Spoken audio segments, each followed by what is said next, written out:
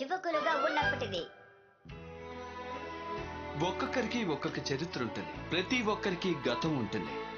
ఒక 10 నిమిషాల్లో మిమ్మల్ని ఒక విచిత్రమైన లోకానికి మిమ్మల్ని తీసుకుని వెళ్తాను. మరుసటి రోజు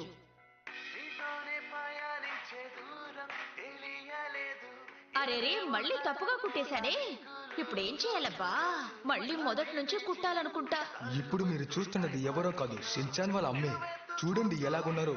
అప్పుడు ఆవిడకి 23 ఏళ్ళు. ఆయన నేను పెళ్లి చేసుకుంటానని అనుకోనే లేదు. ఆహా, ఈ జలుబు అసలు తగ్గడం లేదే.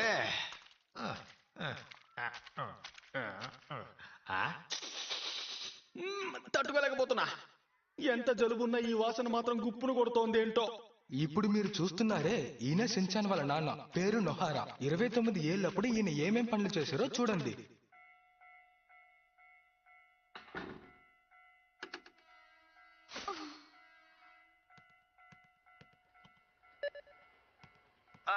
హలో, నేనే మాట్లాడుతున్నాను. నీతో ఒక ముఖ్యమైన విషయం మాట్లాడాలి. అది ఫోన్ లో చెప్పడానికి వీలు కాదు. రేపు నిన్ను కలిసి మాట్లాడొచ్చా? రేపు ఉదయం 10ంటికి మనం ఎప్పుడూ కలుసుకునే ప్లేస్ లో కలుసుకుందాం. వచ్చేసాయి. బాయ్. 7:23 నీకు ఒక కాల్ వచ్చింది. అది వినాలంటే అయితే నేను ఇప్పుడు ఏ డ్రెస్ వేసుకోవాలి? 7:26 మిట్సీ అప్పుడు కూడా బాధ్యత లేకుండానే ఉన్నారు.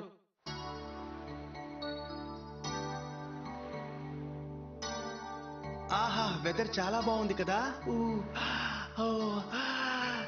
ఇప్పుడు ఆయన ప్రపోజ్ చేయబోతారనుకుంటా. నాకు చాలా ఆనందంగా ఉంది. ఏమన్నా అన్నావా? నేనేమనలేదే. ఓ అలాగా. అక్కడ కూర్చొని మాట్లాడుకుందామా? అలాగే.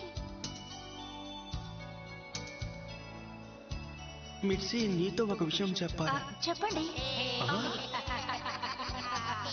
అరే, ఈ పిల్లలు ఎంత బాగున్నారో కదా. కానీ వాళ్ళు ఈ సమయంలో రావాలా?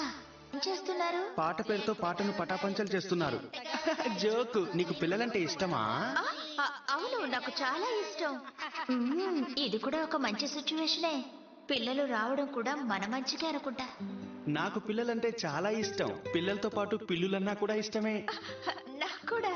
నువ్వు చెప్తున్న మాటల్ని బట్టి నువ్వు అమ్మలగన్న అమ్మలా ఉంటావని అర్థమవుతోంది. అలా అంటున్నారా? మీకు విషయం తెలుసా? నేను ఒకటి నిర్ణయించుకున్నాను. నేను అమ్మనయ్యానంటే పిల్లల్ని తిట్టనే తిట్టను. నేనెప్పుడూ వాళ్ళతో నవ్వుతూ ఉంటాను. వాళ్ళని కొట్టను. ఎంత చల్లటి మాట. నేను కూడా ఒక మంచి తండ్రిలా ఉంటాను తెలుసా. సెలవుల్లో పిల్లల్ని తీసుకుని టూర్కు వెళ్తాను. ఎన్నో గొప్ప ప్లేసుల్ని కూడా చూపిస్తాను. మీరు నాలాగే ఉన్నారు. ఆహా. వాళ్ళిద్దరూ వాళ్ళ మనసులో ఉన్నది బయట పెట్టలేకపోయారు. సార్, మేడం, మీరిద్దరు ఏం మాట్లాడుకుంటున్నారు? మీరెక్కడికి వెళ్ళొచ్చారు? మేము యూనో పార్క్ కు వెళ్ళొస్తున్నాం అంతే. అది మంచి చోటు కాదే. పిట్ట కొంచెం కూతఘనం. మీరిద్దరూ ఏం మాట్లాడుకుంటున్నారు? నువ్వు చాలా చిన్నవాడివి, అవన్నీ అడగకూడదు. ఊహు, నాకు తెలుసు. మనసులో ఉన్నది బయట పెట్టేయండి. మాతో చెప్పే తీరాలి. ఏంటి? సరే, మీరు చెప్పండి.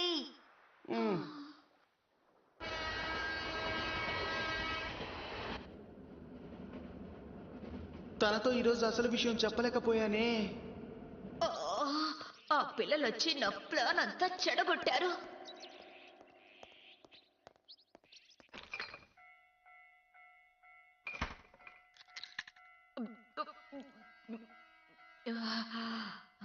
దీని గురించి నేను ఎవరితోనైనా చెప్పే తీరాలి. నిజమే చెప్తున్నాను. ఓకే, ఆ పిల్లలు అక్కడికి వస్తారని నాకు తెలియనే తెలీదు. ఒక విధంగా అది మంచిదే. ఫస్ట్ టైం చెప్పలేదంటే సెకండ్ టైం వెళ్ళినప్పుడు చెప్పు. నువ్వు చెప్పేది కరెక్టే, కానీ ఎందుకు అలా డౌట్ పడతావు? నా చోట్లో ఉండి చూడు, నీకు తెలుస్తుంది. ఏమిటో తన ఫోన్ ఎంగేజ్డ్ గానే ఉందే. అయినా ఫోన్ లో ఈ విషయం చెప్పకూడదు అనుకున్నానుగా. లేదు, ఈసారి ఫోన్ లోనైనా సరే అసలు విషయం చెప్పేస్తాను అంతే.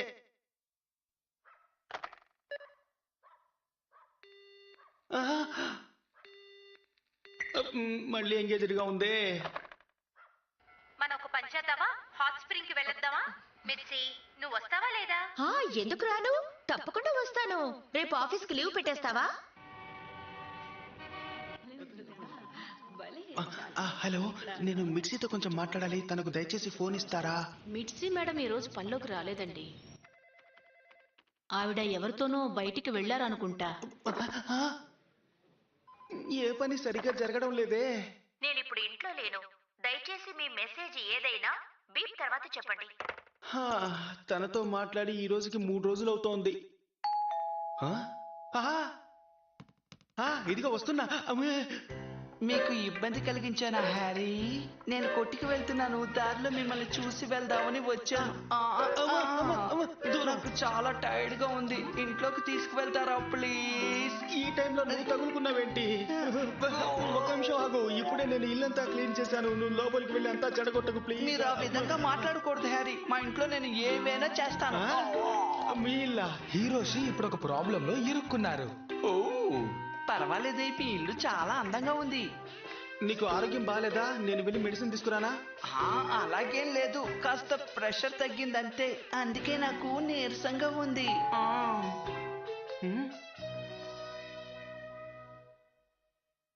హాయ్, నువ్వా? నీతో మాట్లాడాలని 3 రోజులుగా ట్రై చేస్తున్నాను. క్షమించండి, నా ఫ్రెండ్ తో నేను హాట్ స్ప్రింగ్ కు వెళ్ళాను. ఓ అలాగా? ఇదిగోండి, ఇది మీకోసమే తెచ్చాను. ఇది నువ్వు అనుకుంటున్నట్టుగా కాదు మిర్చి. మీరు అబద్ధం చెప్పకండి. మీరు నాకు నచ్చనే లేదు. మీ మొహం నాకు చూపించకండి. మిర్చి మిర్చి నేను చెప్పేది విను మిర్చి. ఏమైంది హ్యారీ?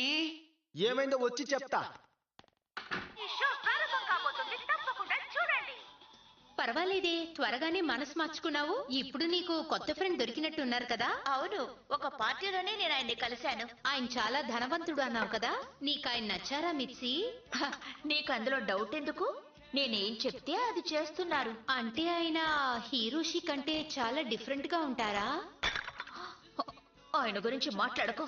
ఆయన పేరు వినడానికి కూడా నాకు నచ్చలేదు. అలాగా?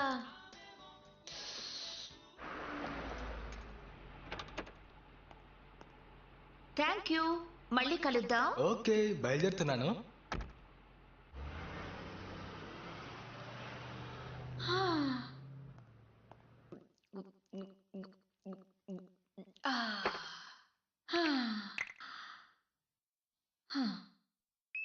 అహోయ్! చూడండి, నన్ను చూడండి. అమ్మా, మీరు ఇలాగే చెయ్యండి. ఈ కాలం పిల్లలకి ఇలాంటి ప్రోగ్రాంలే నచ్చుతున్నాయనుకుంటా. హాయ్ మిర్చి.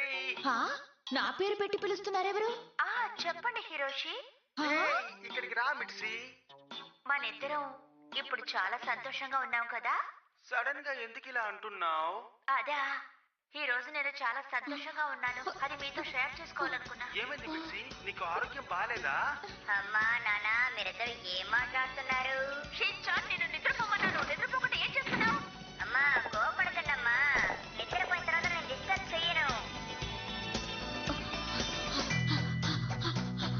హిరోషి, నన్ను క్షమించండి.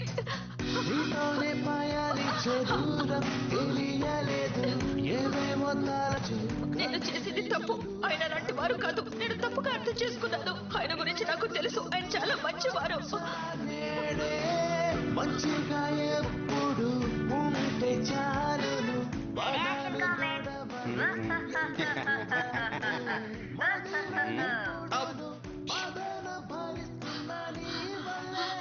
Negative తలుపు ఇలాగా తెరుచుకొని కూర్చుంటారు.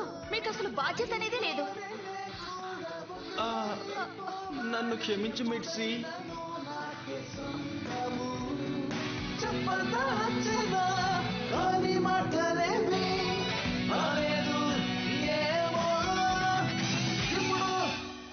ఎక్కడ కనపడలేదు. నా బొమ్మల్ని ఎక్కడెక్కడ పెట్టాను? ఎక్కడ?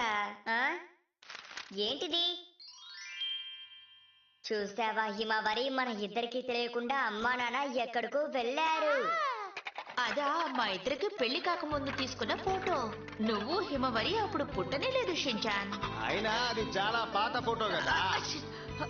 ఆ తర్వాత హిరోషి మిట్సి ఇద్దరు ఒకటయ్యారు. అది ఓకే గాని అప్పుడే మీ మొహం ఏంటి ఇలా ఉంది?